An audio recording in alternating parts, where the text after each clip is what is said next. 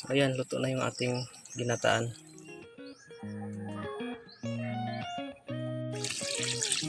Yan, nagasa na natin para ilaga bago natin lutuin para matanggal yung lansa at saka para lumambot na rin ang konti.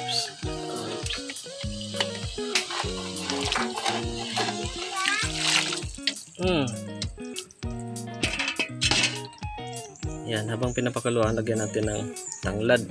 Ayan. So itong isa mamaya na lang pagluto. Yung tanglad na yan para pang ano din yan, pampatanggal ng lansa. So yan, pwede na siyang tanggalan ng sabaw para maluto na natin. Lumambot na siya ng kaunti. So ito yung panghalo natin sa ating manok. Atsal, luya, sibujing tawag dito sa amin, hindi pa alam sa Tagalog. Bawang, sili na green kasi wala pa tayong hinog, sibuyas, saka tanglad. Siyempre hindi mawawala ito. Ito yung panggata natin.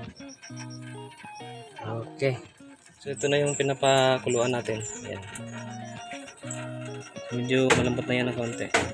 Tinanggalan natin yung sabaw para mailuto na natin.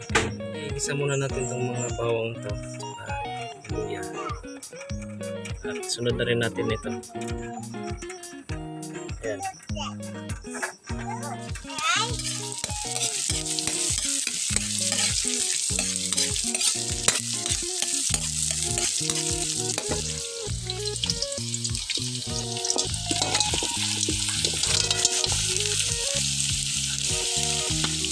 Ayan, binisa muna natin. Binisa muna natin sa mantika ang baboy.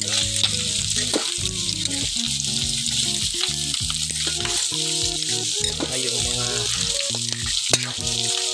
panakot, saya, lamas, mga Tagalog.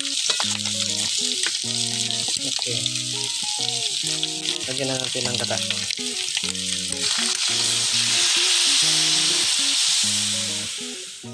Ayan. Mix na natin.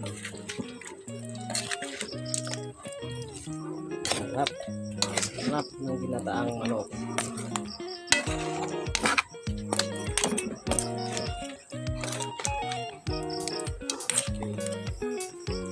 So ayan, luto na yung ating ginataan na manok. Bali may kasamang itlog na premature egg.